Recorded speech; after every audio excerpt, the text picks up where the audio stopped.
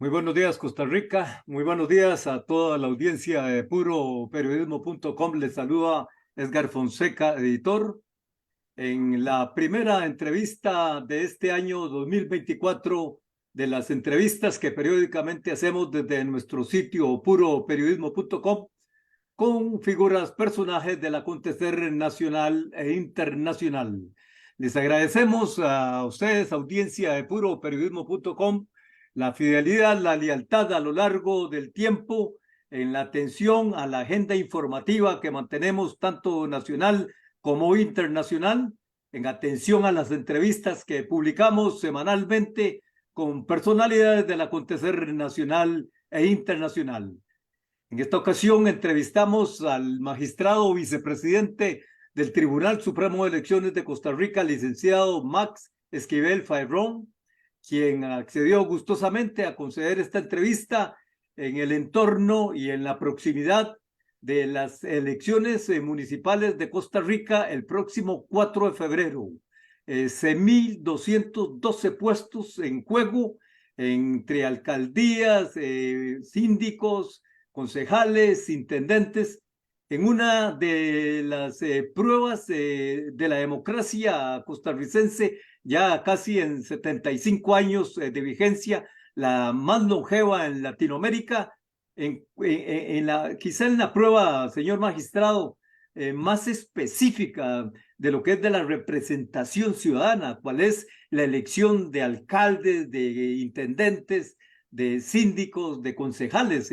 Es como si uno estuviese en Estados Unidos y en las elecciones más pequeñas, en las unidades geográficas de una nación tan grande como esta, ahí está, uno palpa la representación más pura de la ciudadanía, del ejercicio democrático, con una multiplicidad de partidos, atomización, cuestionan algunos, casi 200 en el caso de Costa Rica, con algunos muy específicos ya tradicionales y con una particularidad. El Tribunal Supremo de Elecciones vetó en esta oportunidad la participación del movimiento gobiernista Aquí Costa Rica Manda, bajo el alegato, bajo el razonamiento jurídico de que incumplió con uno de los requisitos clave para la postulación de aspirantes a alcaldías y otros cargos. Incumplió con el requisito de paridad de género. De estos y otros temas estamos para conversar en esta oportunidad con el magistrado vicepresidente del Tribunal Supremo de Elecciones de Costa Rica, licenciado Max Esquivel Farrón. Muy buenos días, señor magistrado. Muy buenos días, don Edgar. Muy complacido de poder estar participando en su programa porque definitivamente el tema de la elección municipal es uno que nos interesa divulgar lo más posible, sobre todo porque ha sido una elección que no ha contado necesariamente con una nutrida participación en las urnas, aunque así ha ido subiendo en cada elección. Aspiramos a que de verdad el acceso que tenga la gente a información de lo que está sucediendo pueda contribuir a aumentar esa participación. Como usted decía, la elección del gobierno local debería ser de alguna forma la más importante en el sentido de que es el nivel de gobierno más cercano a las personas. La municipalidad es la que administra muchos de los intereses de las comunidades en temas muy importantes como son temas del arreglo vial, las vías cercanas, el tema de recolección de basura, temas sanitarios bastantes, temas de alcantarillado, promoción de actividades en las comunidades de tipo cultural, de tipo social. Entonces, es un nivel de gobierno muy cercano y por eso es importante que entendamos eh, le, la necesidad de que todos participemos. Hay países en Centroamérica en donde incluso la elección municipal es más importante que la nacional para algunas personas. Entonces, tenemos de alguna manera de hacer el esfuerzo aquí en el país de conocer lo importante que son las municipalidades para nuestra vida, nuestra calidad de vida y participar en ese proceso como deberíamos hacerlo como ciudadanos y ciudadanas que tenemos derecho a ejercer el voto, pero deberes también por esa misma razón. Conversamos con el magistrado Max Esquivel Farrón, vicepresidente del Tribunal Supremo de Elecciones de Costa Rica, magistrado propietario del Tribunal Supremo de Elecciones desde 2007, magistrado suplente de Sala Constitucional entre 2005 y 2007, subdirector de la Escuela de Ciencias Políticas de la Universidad de Costa Rica 2006-2007, consultor internacional y defensor adjunto de los habitantes designado por la Asamblea Legislativa en dos periodos, los periodos 1999, 2001 y 2001-2005, con una vasta trayectoria en la labor docente jurídica del país y, pues, como mencionaba, vinculado ya como magistrado propietario del Tribunal Supremo de Elecciones desde 2007. A usted le tocó llegar en un momento quizá particularmente clave para la institucionalidad de Costa Rica, como fue el momento del primer referéndum y el único que se ha realizado en la historia electoral del país en cuanto a la vigencia o no, en cuanto a entrar o no la vigencia, que fue muy polémico por su, en ese momento, de el Tratado de Libre Comercio entre Estados Unidos y Centroamérica y el Caribe. Fue un momento particular en que usted entró a la labor ya como magistrado titular del Tribunal Supremo de Elecciones, pero desde 2007 a la fecha mucha agua ha corrido debajo del puente y en particular en un libro que usted recientemente publicó sobre la influencia de la jurisprudencia del Tribunal Supremo de Elecciones en la vigencia diplomática, democrática del país, se destaca un análisis de que este ejercicio en particular pone a la democracia costarricense en un contexto bastante particular, bastante de riesgo. Y desde el punto de vista, decía un análisis, un estudio citado en este libro que usted publicó, en este momento la ciudadanía refleja un desalineamiento electoral. Ese desalineamiento electoral se destaca por un sensible desgasto en los vínculos de representación de las agrupaciones políticas y la ciudadanía. En este contexto es que llegan estas elecciones municipales de 2024, próximo domingo 4 de febrero. El Tribunal Supremo de Elecciones es consciente, ustedes como magistrados, de un contexto tan desafiante para realizar un proceso como este. Claro, y era que desde que yo llegué por acá en el 2007 ya me ha correspondido participar en 9 procesos, incluyendo el referéndum. Y sinceramente, comparando lo que ha sido esa cantidad de procesos con el actual, puedo afirmarle que quizá este es uno de los más difíciles de organizar por parte del Tribunal Supremo de Elecciones por varias razones. Una de esas, usted la toca con esta introducción que hace la pregunta, porque ese proceso de desafección de la ciudadanía con los partidos políticos ha tenido una incidencia importante en las últimas elecciones y es parte de lo que se utiliza para explicar también la baja participación que ha venido produciéndose en las últimas elecciones. Y en esta tenemos una serie de retos que no se habían presentado nunca antes, que hicieron particularmente difícil este proceso. Ya usted decía, hay una cantidad inédita de partidos políticos inscritos. Eso hace que la oferta política sea muy amplia y que la población tenga de verdad que tomarse su tiempo para poder decidir entre tantas opciones. Pero además de eso, hubo un par de factores que se agregaron a esta elección y que dificultaron bastante su organización, no solo para el tribunal, sino para los partidos políticos mismos. La primera fue la sentencia de la Sala Constitucional que se dio en febrero del año 2023, en donde estableció que debía obligatoriamente establecerse la paridad horizontal en cargos uninominales. Me refiero a los cargos como de alcaldía, de sindicatura, de intendencia, que antes no eran sujetos al tema de paridad horizontal. Eso lo que hace en la práctica es obligar que si un partido político va a postular todas las alcaldías del país, o sea, 84, tiene que presentar 42 eh, cantones con candidaturas de hombres y 42 con candidaturas de mujeres.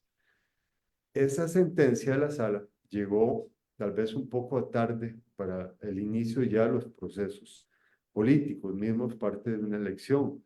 Le cuento, por ejemplo, que el reglamento que el Tribunal de Elecciones tiene que dictar para cada proceso se había dictado desde diciembre del año anterior. El tribunal sí tomó la precaución de advertir a los partidos que estaba pendiente de saberse el resultado de esa acción que se presentó ante la Sala Cuarta.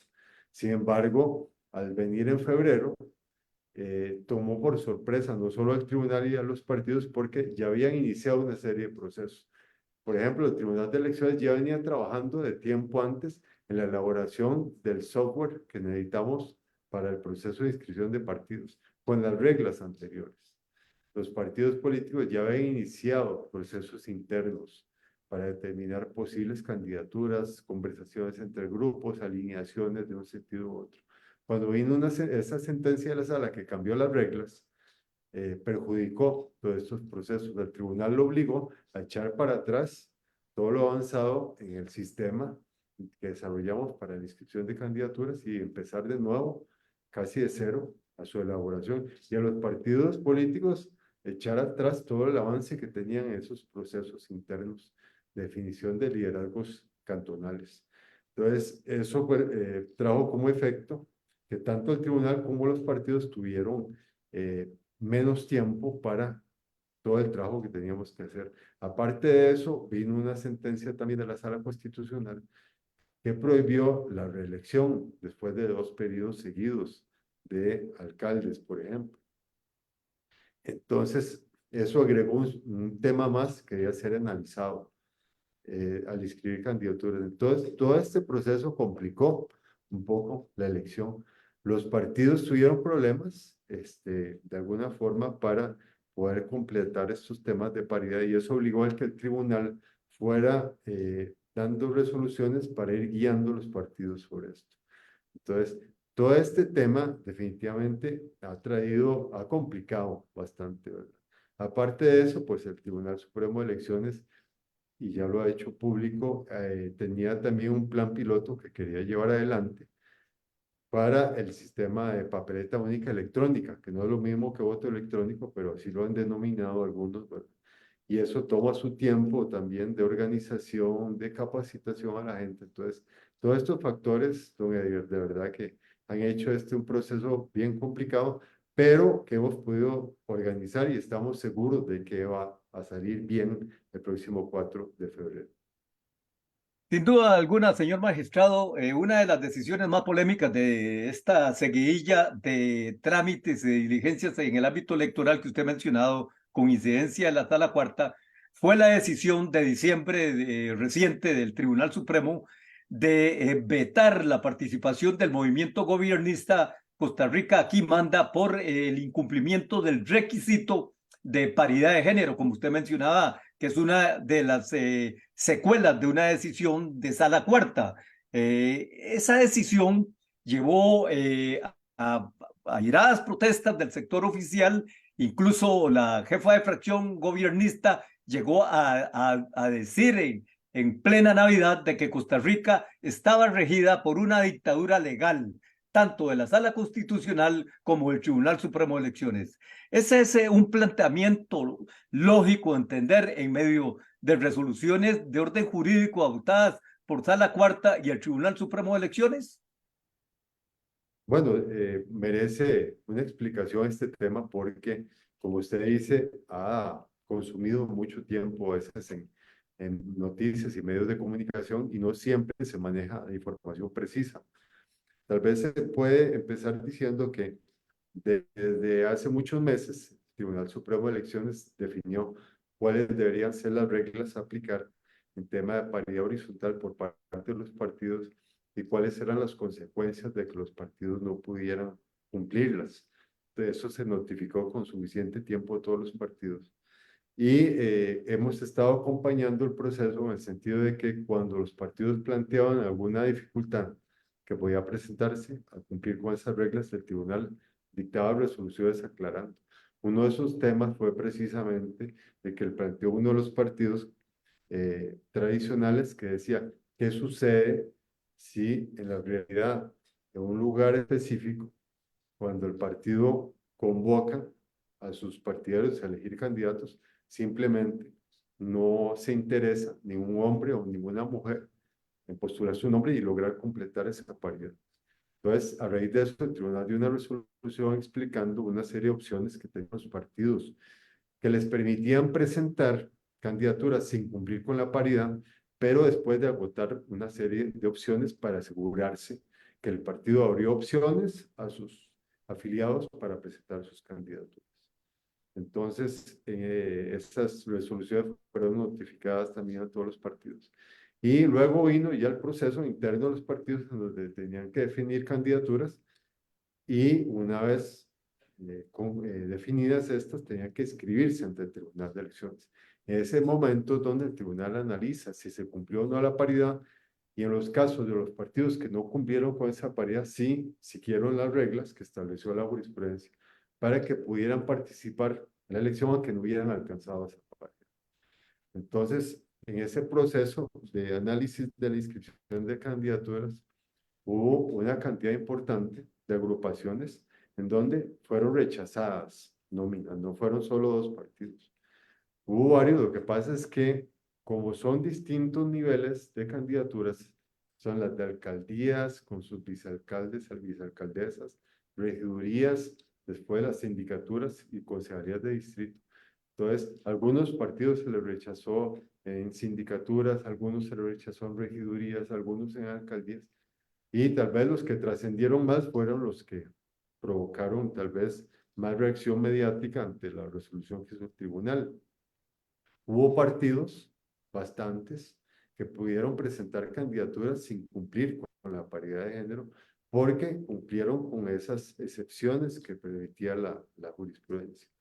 En el caso de los partidos que usted señala, tengo que decir que se resolvió mediante voto dividido. Usted sabe, en los órganos colegiados, sobre todo los jurisdiccionales, lo que se hace es una votación entre sus integrantes para determinar cuál es la solución aplicable. En el caso de esos 2 partidos, la votación aquí quedó 3-2. Hubo una mayoría que decidió rechazar las candidaturas con base en un argumento de que las reglas estaban claras al inicio y en una elección el principio de reglas claras, resultados inciertos es el fundamento y que al no cumplirse por parte del partido esas reglas, entonces correspondía el rechazo. Hay que decir que en Costa Rica y yo creo que en todo el mundo, cuando hay una decisión dividida, el voto de minoría no tiene ningún efecto jurídico.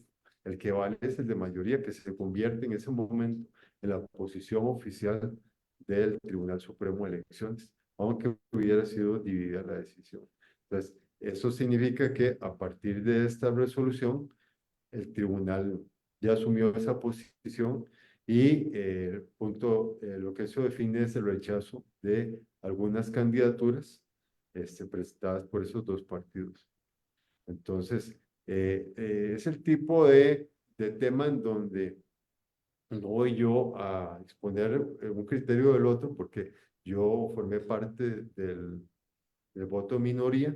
Me parece que no sería ético de mi parte exponer cuáles son las razones de eso sin que se pueda exponer el otro, siendo que la única posición oficial del tribunal es la de mayoría, que tomó la decisión final.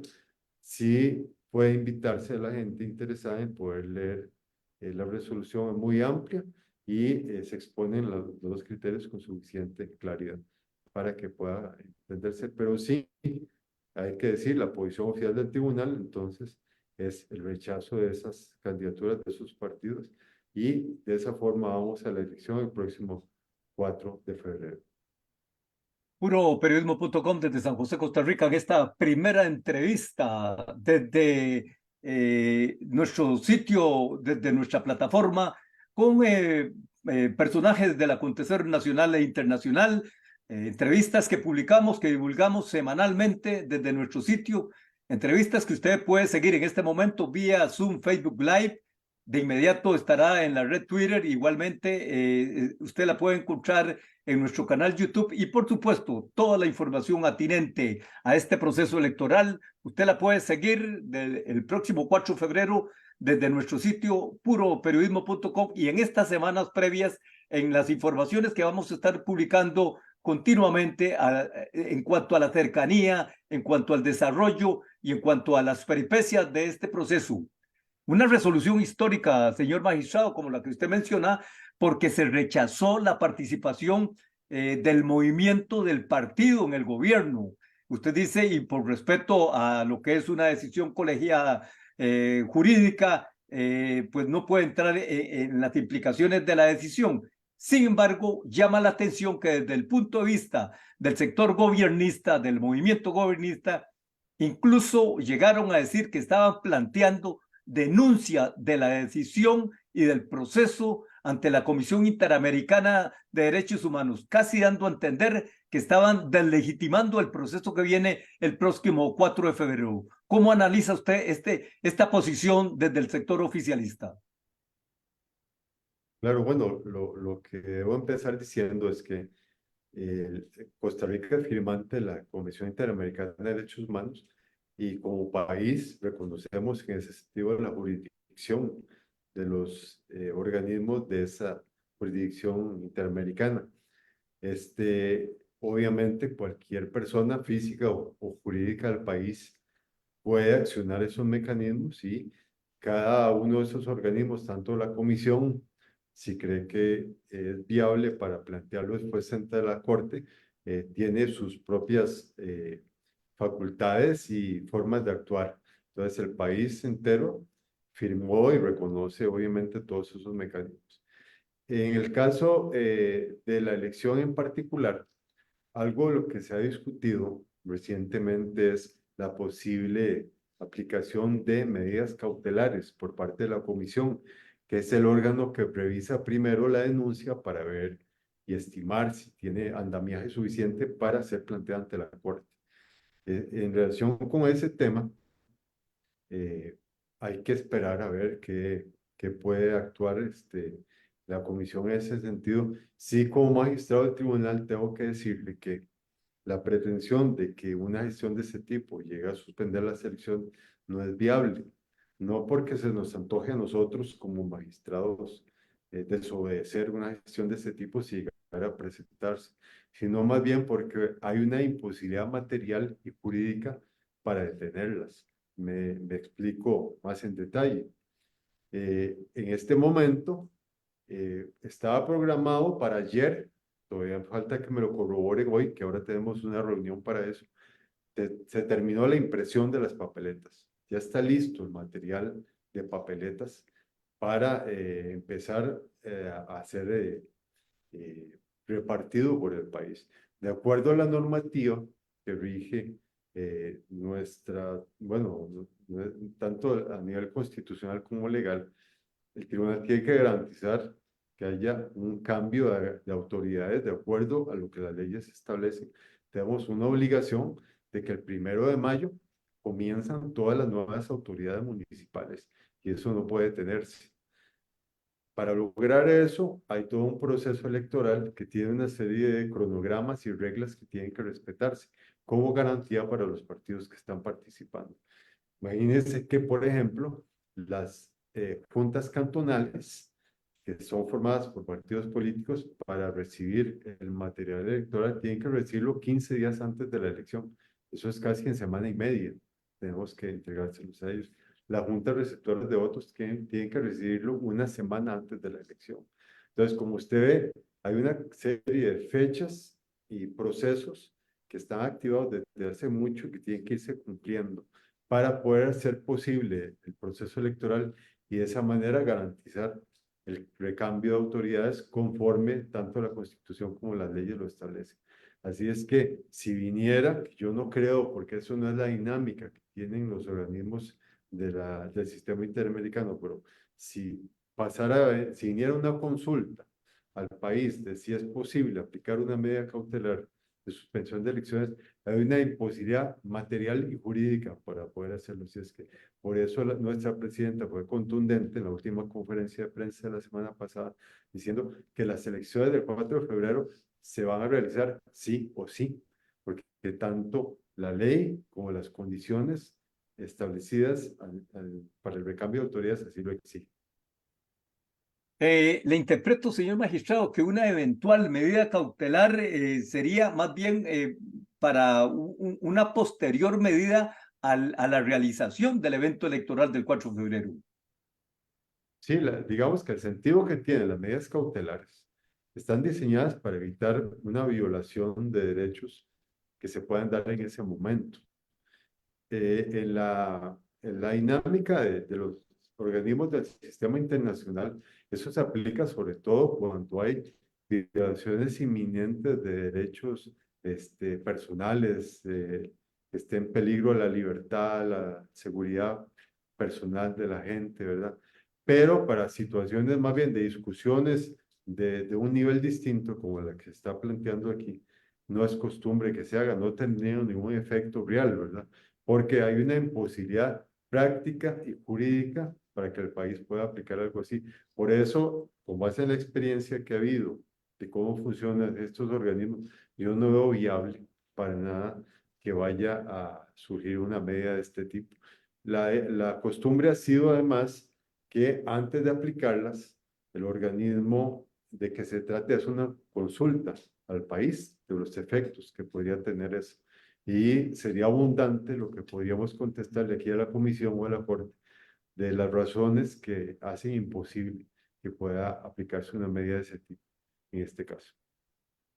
Señor magistrado, en el contexto que usted está poniendo esta interpretación sobre una eventual medida cautelar y los efectos y la imposibilidad la inviabilidad de frenar el proceso electoral del próximo 4 de febrero, eh, queda una impresión que en paralelo lo que se busca, lo que se intenta es deslegitimar a la autoridad electoral, desprestigiar al sistema electoral costarricense. ¿Lo ven ustedes así? ¿Lo sienten? ¿O cuál es su reacción ante este tipo de manifestaciones públicas tan severas? Costa Rica está bajo una dictadura legal del TSE y de la Sala Constitucional.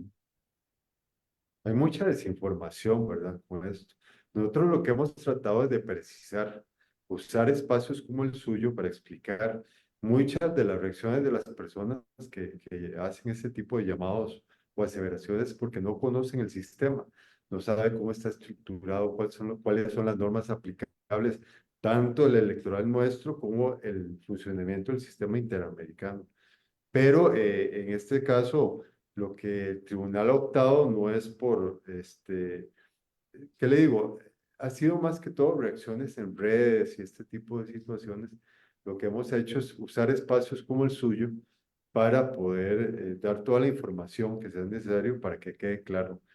Pero no podemos incidir en la forma en que los políticos o los representantes de partidos quieran promover el discurso propio al momento de hacer su oferta política. Le toca a la ciudadanía misma, con información que tenga, juzgar, analizar y tratar de explicarse por qué determinado partido puede haber escogido o no ese camino para promoverse políticamente.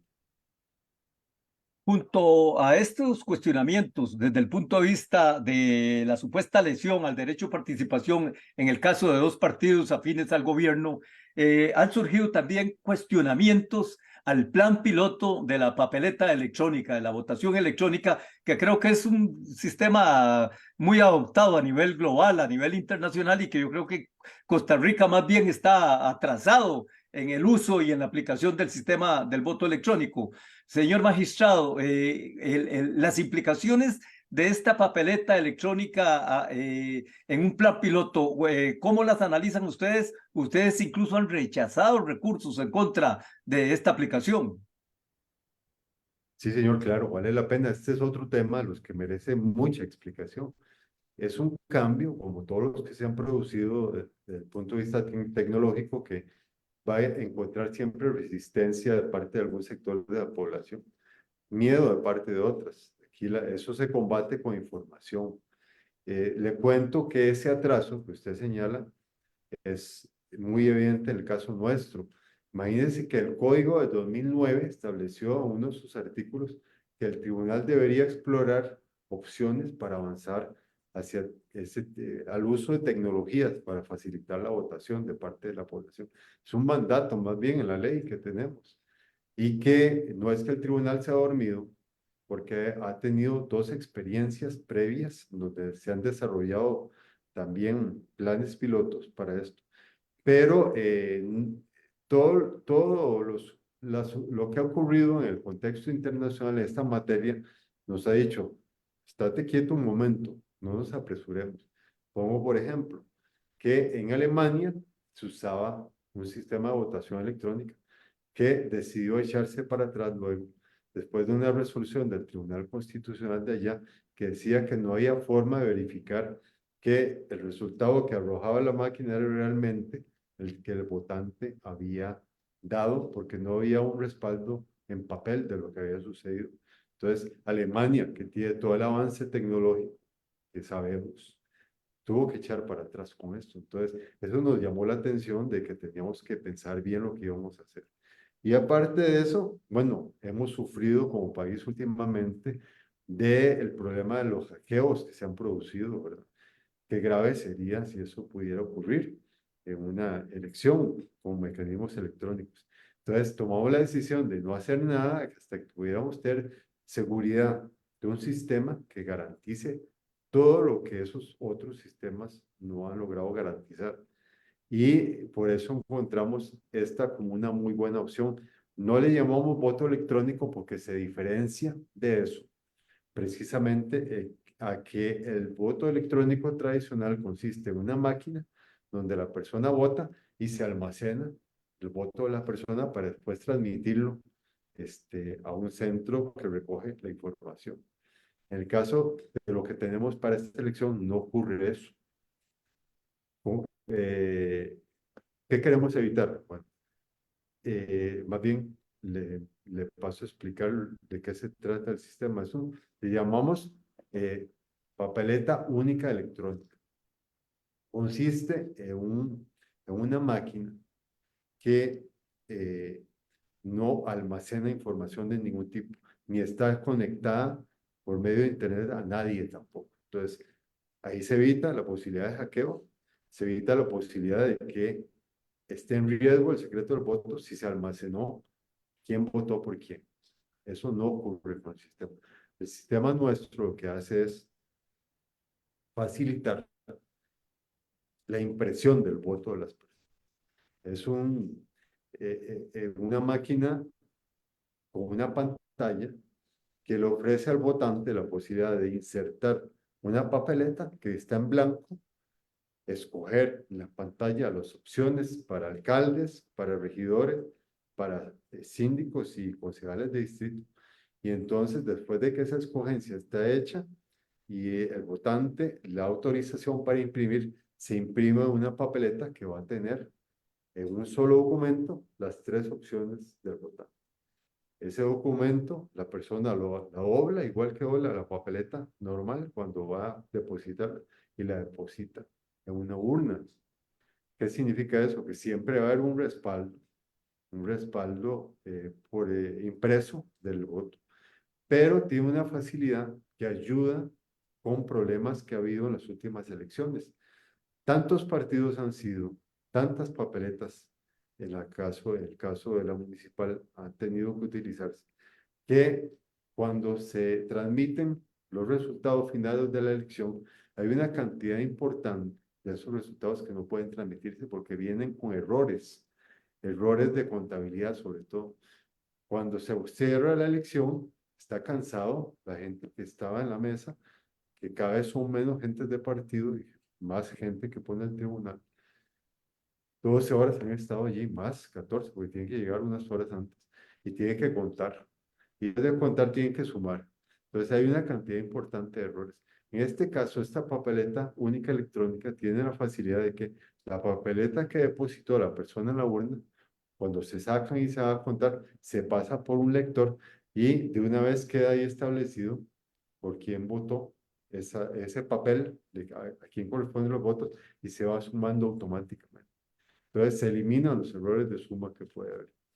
¿Y qué es lo que pasa? Si alguien tiene dudas de si ese número que dio la máquina, que se fue el mensaje y se le entregó al partido, es el correcto, están las papeletas impresas también, que las personas vieron antes de depositar y pudieron verificar que era su voto.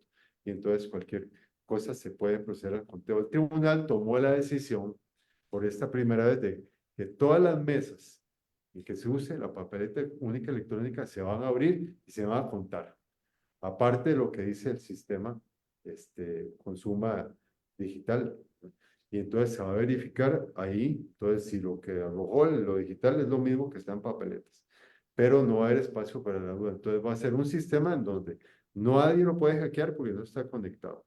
Nadie puede saber por quién votó porque no se graba nada, pero sí se puede asegurar que el votante puede revisar que lo que se imprimió es lo que dice que él votó y va a haber una papeleta impresa para poder verificarlo. Así es que apostamos por esto. A ver, le digo algo antes, ha habido algunas dudas que si es muy caro o no es muy caro. Se va a usar en 499 mesas, 8% del padrón, porque es un plan piloto, queremos ver cómo funciona.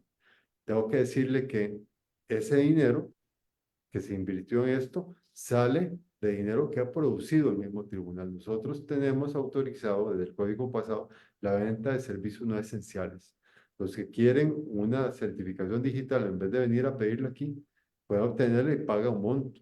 Hay empresas que quieren el servicio de identificar personas con la huella digital a través de un mecanismo que habilitamos. Esas empresas pagan al tribunal.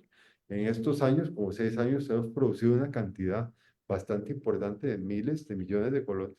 Y de ahí sacamos el dinero que tenemos que invertir para esto, porque ese es el fin que se estableció para esa venta de servicios. Entonces, de alguna manera, el tribunal produjo el dinero que se está invirtiendo en esto para ver si nos sirve. Si nos sirve, vamos a ir gradualmente aplicándolo en otras elecciones. Vamos a ver cómo se siente la población con esto. Entrevista de puroperiodismo.com desde San José, Costa Rica, con el magistrado vicepresidente del Tribunal Supremo de Elecciones, licenciado Mas Exibel Faerrón. La primera entrevista del año de las conversaciones que periódicamente realizamos desde nuestro sitio puroperiodismo.com con personalidades del acontecer nacional e internacional. En esta oportunidad, en el análisis en las semanas previas a las elecciones del 4 de febrero, elecciones municipales, en un contexto local bastante particular de polémica por decisiones del Tribunal Supremo de Elecciones y de la Sala Constitucional, y en un contexto internacional bastante preocupante en cuanto a la estabilidad de las democracias.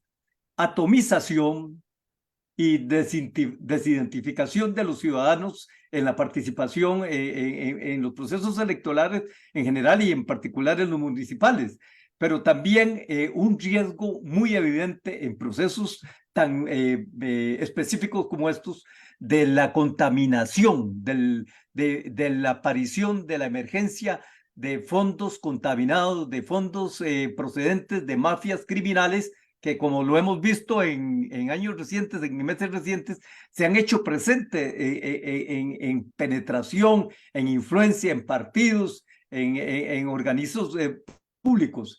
¿Cómo ven ustedes en este momento la realización de las elecciones y los efectos y los riesgos de este tipo de manifestaciones de peligros para procesos como estos? Obviamente tiene que ser un tema a considerar siempre para cualquier acción que involucre eh, situaciones como una elección en donde no solo hay que garantizar la seguridad de los que participan en ella, candidatos y obviamente electores, sino la intervención de mafias organizadas a través de recursos económicos y ese tipo de cosas. Nosotros como tribunal tenemos mapeado ese riesgo. Cada vez que hay una elección, conformamos aquí lo que llamamos una comisión de seguridad electoral, que es coordinada por nosotros. Ustedes saben que, de acuerdo a la Constitución y la ley, en cada proceso electoral el mando de la fuerza pública pasa a manos del Tribunal Supremo de Elecciones. Eso no significa que nosotros coordinamos los operativos de decomiso de drogas o este tipo de cosas, ¿verdad? Que vemos todos los días en televisión, pero sí que en una situación en donde apremie por alguna razón con efectos electorales un tema de seguridad, el tribunal tiene el mando para tomar la decisión que corresponda. Y además garantizar que el día de la elección no va a haber nada que perjudique seguridad de votantes o de candidatos para poder ejercer libremente el sufragio ese día. Esa comisión de seguridad involucra a todos los entes del Estado que tienen alguna participación. No hablemos solo de fuerza pública, fuerzas de tránsito, policías municipales, lo que tiene que ver con atención de emergencias como temas de Cruz Roja, todos los cuerpos que participan en la atención de emergencias. Es una comisión bastante grande que nos reunimos periódicamente antes de la elección y para identificar cuáles son los peligros que tenemos ya propiamente de seguridad, ¿verdad? De momento se puede decir que en todas las elecciones, afortunadamente, ha sido muy eficiente en la labor de esa comisión y no ha habido reales problemas de seguridad que afecten a los votantes. El otro tema, que es el de la intervención del crimen organizado a través de fondos, es un tema que obviamente le interesa mucho al tribunal. Eso es parte de las razones que justifican por qué presentamos a la Asamblea Legislativa un proyecto que permite establecer alguna equidad en la contienda y disminuye la posibilidad de que los partidos tengan que ir a buscar dinero a otras fuentes, sobre todo partidos que comienzan o partidos cantonales que no tienen dinero tal vez y pueden ser fáciles víctimas tal vez de intentos del crimen organizado. Esas propuestas que hicimos están por conocerse en la Asamblea y apostamos a que parte de las razones que entiendan los diputados y diputadas para aprobarles es disminuir este tipo de peligros que en la actualidad existen. Hay controles que puede hacer el tribunal sobre el origen de los recursos, pero eso es, y son investigaciones a posteriori, ¿verdad? Y nos parece que lo importante es que los partidos tengan dinero cuando lo ocupan, que es justo cuando comienza la campaña. Y en este momento no hay mecanismos para asegurar acceso a dinero público, salvo los adelantos de contribución estatal que obligan a los partidos a poner cauciones, que por eso no lo usaron en la campaña anterior, ¿verdad? Pero nosotros apostamos por un sistema para que los partidos tengan acceso a recursos desde el inicio y creemos que esa es la forma de paliar de forma importante este peligro. Puroperiodismo.com desde San José, Costa Rica, en conversación en esta oportunidad con el magistrado vicepresidente del Tribunal Supremo de Elecciones, licenciado Max Esquivel Ferrón, sobre las implicaciones, la preparación y la recta final hacia las elecciones municipales del domingo 4 de febrero. ¿Van o van?, dijo la presidenta del Tribunal Supremo de Elecciones en una declaración contundente en cuanto a las posibilidades y los intentos por frenar este proceso electoral. Y usted, licenciado Esquivel Ferrón, ha hecho evidente cómo estos procesos implican asegurar incluso el funcionamiento básico de instituciones como municipalidades, alcaldías, intendencias y consejos distritales. En este contexto, estas elecciones de Costa Rica están siendo monitoreadas en un año supraelectoral en toda la región. En particular, van a haber definiciones electorales en Latinoamérica y en particular las elecciones de fin de año en Estados Unidos, después de un periodo convulso en cuanto a el trato hacia lo que fue el proceso electoral, incluso mencionado en su libro, la jurisprudencia y su impacto en la vigencia democrática. En el contexto en que hablamos, estamos hablando a escasas horas de violentos acontecimientos ocurridos en Ecuador, en medio de una amenaza de mafias criminales que tomaron instalaciones de televisoras, que tomaron una universidad, que tomaron centros comerciales, con un saldo al menos de 8 muertos en las últimas horas, en un país totalmente convulsionado por la amenaza del narcotráfico, por la amenaza de las mafias criminales. Sin duda, incluso algunos han hecho paralelismo entre las amenazas y la realidad que vive Ecuador y las amenazas y la realidad, sobre todo la ola de inseguridad que hoy afecta a Costa Rica. En su libro La jurisprudencia electoral frente a las masas antidemocráticas, señor magistrado, hay menciones de una serie de actores sobre cómo mueren las democracias, cuáles son, entre otros, las causas de estas amenazas, el populismo, el autoritarismo. Hay una mención del el especialista de la Universidad de Costa Rica, Ronald Alfaro, especialista en estudios de opinión pública, que dice: la democracia costarricense se debe preparar para una época en la que enfrentará amenazas a la estabilidad de su edificio constitucional y régimen de libertades y derechos, pues experimenta dificultades que en otros regímenes ya han dado paso a los desafíos populistas o abiertamente autoritarios. En principio, estas condiciones proveen un contexto ideal para el surgimiento de fuerzas disruptivas con poco apego a la democracia. De su experiencia, señor magistrado, de su trayectoria como jurista electoral y de su reciente análisis de acontecimientos tanto locales como internacionales, ¿cómo usted analiza una advertencia, un análisis como este de cara a la realidad que está viviendo hoy el país, con algunos autores, con algunos actores cuestionando la legitimidad de instituciones al punto de decir el país vive una dictadura legal? Yo siento que el caso que usted pone al inicio de Ecuador es gravísimo y nosotros lo sentimos bastante porque los tribunales de América guardamos una relación bastante cercana. Tenemos dos protocolos que nos reúnen. El protocolo de Tikal reúne a todos los países de Centroamérica y el Caribe. Hablamos de los tribunales electorales de esas regiones. Y también el protocolo de Uniore, que reúne al resto de los organismos electorales de América. Y eso ha provocado que hayamos tenido una relación bastante cercana. De hecho, con Ecuador la hemos tenido oportunidad de participar como observadores en procesos electorales que ellos han hecho. Y a ellos nos han visitado aquí también. Y hay una comunicación bastante constante. Por eso sentimos que es bastante difícil la situación y nos preocupa porque hasta hace poco Ecuador podía decir lo mismo que Costa Rica en temas de seguridad electoral y en temas incluso de seguridad ciudadana.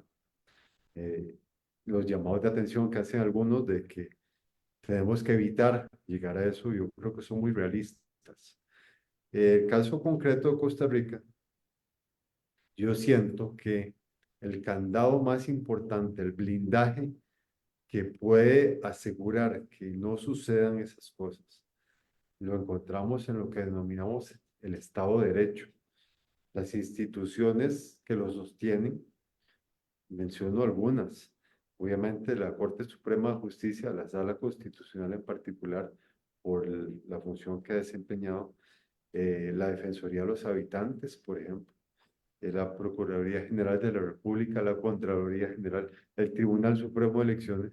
Somos instituciones que tenemos bajo nuestras espaldas garantizar que se mantenga ese Estado de Derecho incólume.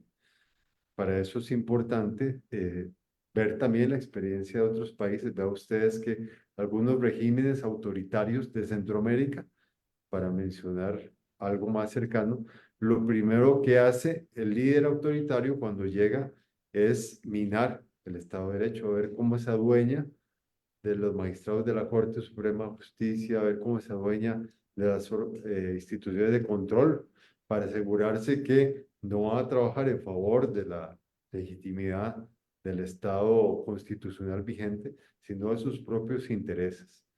Yo de alguna manera lo discuto así con los estudiantes en la Escuela de Ciencias Políticas.